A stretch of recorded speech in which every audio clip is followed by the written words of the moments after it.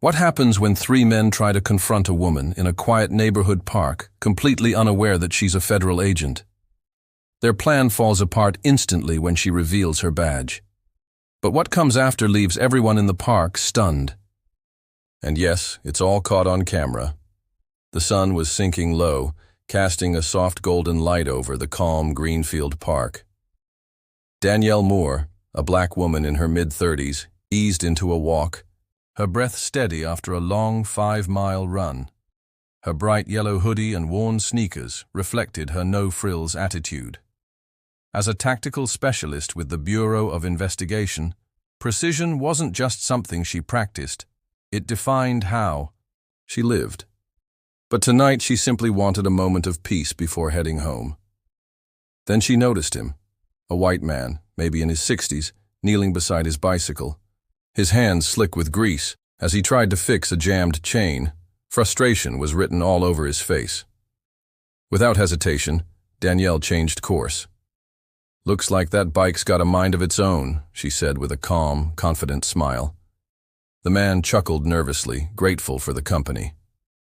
"Good thing I'm handy with tools," she added, pulling a multi-tool from her backpack and starting to work. The clinking of the chain was soon drowned out by the low growl of a vehicle approaching. Danielle's ears sharpened. A beat-up pickup truck appeared, its rusty frame rattling as it screeched to a stop close by. The atmosphere shifted instantly, like all the air had vanished. 3 white men stepped out slowly, their movements deliberate, dressed in ripped flannel and stained jeans with sneers etched deep into their faces. Their presence was a warning in itself. Danielle stood upright, her eyes narrowing. She didn't need her training to sense what was coming. "Well, ain't this cozy?" the tallest one said, his voice thick with sarcasm. His eyes scanned her and the older man, his smirk growing wider. "Doing some community service after dark, huh?"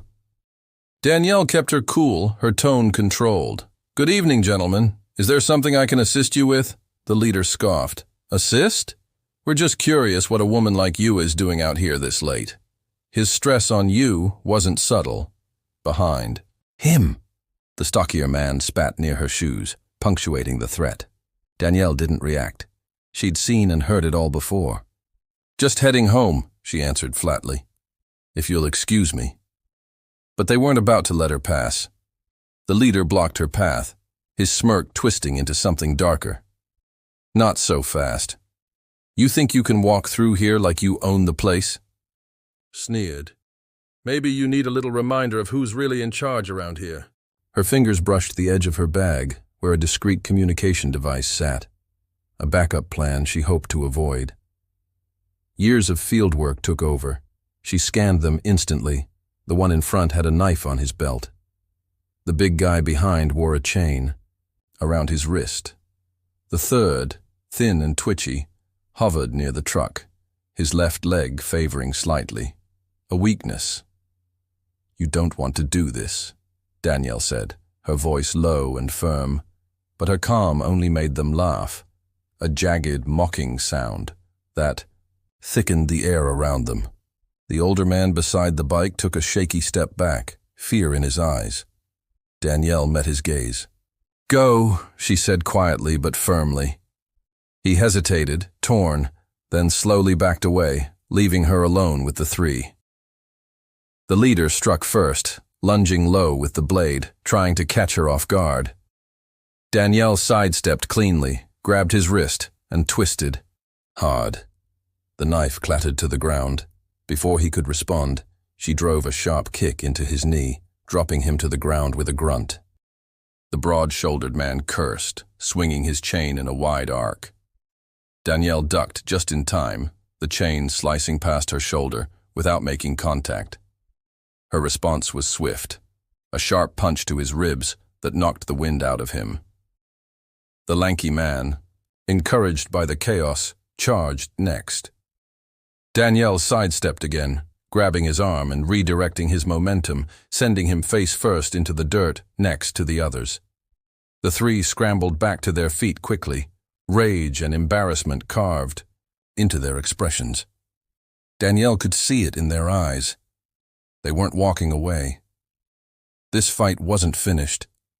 She stayed calm, standing her ground, her breathing steady as the two uninjured men began circling her, like wolves, scenting blood. Their egos were bruised, and their fury was growing louder than their sense. The wiry man lashed out first, his chain swinging fast and violently. The sound of metal cutting through air made a few bystanders shudder at the edge of the park. Danielle ducked again, the chain missing her head by inches. She countered immediately, driving her fist into his ribs with a satisfying crack. He staggered back, holding his side, but the look on his face said he wasn't done. "She thinks she's some kind of hero," the bulky man growled, his face flushed with fury. He reached into the back of the truck and pulled out a crowbar. Its metal surface gleamed under the nearby streetlight, raising the tension to a breaking point. "Let's see how tough you really are now." Danielle's thoughts raced. She could take them, but the growing noise was drawing too much attention. A small crowd had gathered at the edge of the park, faces frozen between fear and curiosity. But no one moved. No one helped. "Stay sharp, Moore," she whispered under her breath, eyes darting between her attackers. The wiry one was circling again, chain in hand. The heavier man clutched the crowbar like it was an extension of his rage, his stare locked on her with fire. Then, as if on cue, the red and blue flash of police lights washed over the park. Danielle felt a flicker of relief. Finally, this nightmare would end. But when the officers stepped out, their cautious movements told her it might not be that simple. The first cop, a lean man with sunken eyes, spoke up, his hand hovering near his holster. "What's happening here?" His eyes jumped from the three men to Danielle, visibly uncertain. Before she could respond, the man still holding his injured knee pounced on the moment. "This woman attacked us, officers!" he shouted, his voice full of fake outrage. "She just came at us out of nowhere. Look at the damage she did." Danielle turned toward the officers, her frustration boiling over. "That's not true," she said, her voice firm and composed. "They ambushed me. I was defending myself." But the second officer, a large man with piercing eyes, cut her off sharply. "Ma'am, put your hands where I can see them."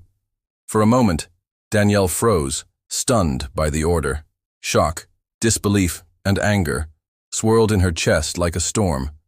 Still, she stayed composed. "I'm the victim here," she said, her voice calm but tight with disbelief. "These men came after me." The stocky man wiped his mouth dramatically, a smirk curling his lips. "She's making it up. Look at us. Do we look like the kind of guys who would start something?" His mock innocence dripped like oil. His bruised ribs went conveniently unmentioned. Danielle's sharp eyes caught the flicker of doubt in the officers' faces. It was subtle, but there. A hesitation, a shift, a silent judgment turning against her. "We're taking this to the station," the first officer announced, his tone final. Before Danielle could react, the wiry man let out a roar and lunged again, swinging, his chain with reckless desperation. Ignoring every instinct to retreat, Danielle acted without thinking. She dodged the attack and grabbed the man's arm mid-swing. With a sharp twist and a clean leg sweep, she sent him crashing to the ground, his chain flying from his grip. The officers jolted into action. One reached for his firearm, while the other barked commands, but the moment had already slipped out of their hands. Gasps rippled through the crowd, some pulling out their phones to record the unfolding chaos. Danielle stood tall, over the wiry attacker, her stance firm, her gaze fixed on the officers. "I told you," she said, her voice quiet but razor-sharp. "I was defending myself." A murmur spread through the onlookers, the tension so thick it nearly choked the air. The officers exchanged nervous glances. This wasn't over. The park fell still, except for the heavy breaths of the man groaning in the dirt, his arm cradled against his chest. Dust drifted through the fading light, mixing with whispers of confusion and unease. Danielle Moore stood alone at the center of it all, steady breath, upright, posture unshaken in the aftermath. Years of training had shaped her for moments like this. But tonight wasn't just about skill. It was about truth. The officers, who moments ago treated her like the threat, now stood frozen, their certainty gone, their assumptions unraveling right in front of them.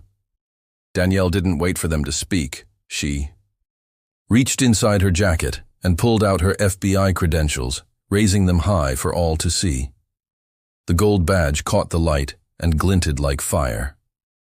"Special Agent Moore, FBI Tactical Division," she announced, her voice slicing through the noise like a blade. Gasps broke out. The phones that had captured the fight now zoomed in on the badge. In an instant, the atmosphere changed.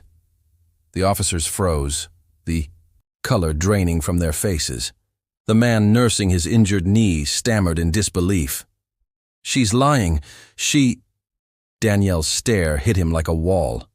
"You just assaulted a federal officer," she said, her voice like steel. "I suggest you stop talking before you dig yourself in deeper." The words hit him like a punch, his mouth clamped shut, his swagger collapsing.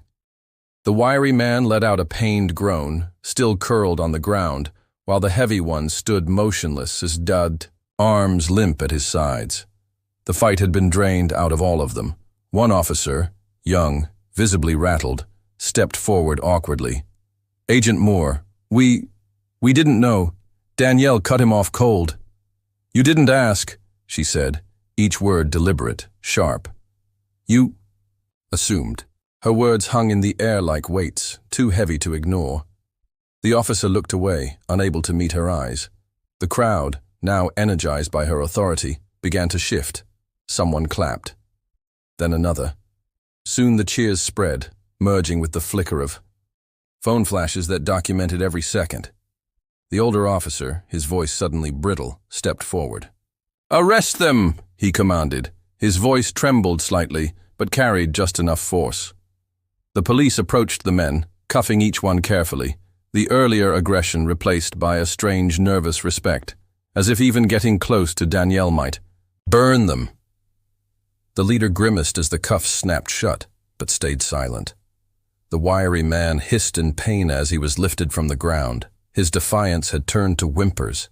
The heavy one lowered his head, avoiding the eyes of the crowd as he was led to the car. One of the officers approached Danielle again, guilt and awkwardness in his voice. "Agent Moore, save it," she snapped, her tone sharp as glass. "Do better next time." She turned without another word, her movements as precise as her takedown had been. The crowd parted as she walked, a trail of claps and whispers behind her. Danielle felt the weight settle across her shoulders. Not just the physical fatigue, but something heavier. The kind of exhaustion that came from confronting a system that never fought fair. At the edge of the park, under the long glow of the streetlights, she paused to breathe. Tonight's battle was over. But the larger war? That was far from finished. The very system that made those officers hesitate, that made those men believe they could get away with what they did, was still alive and well. But Danielle's resolve burned hotter than ever. She disappeared into the shadows, head held high, purpose unwavering.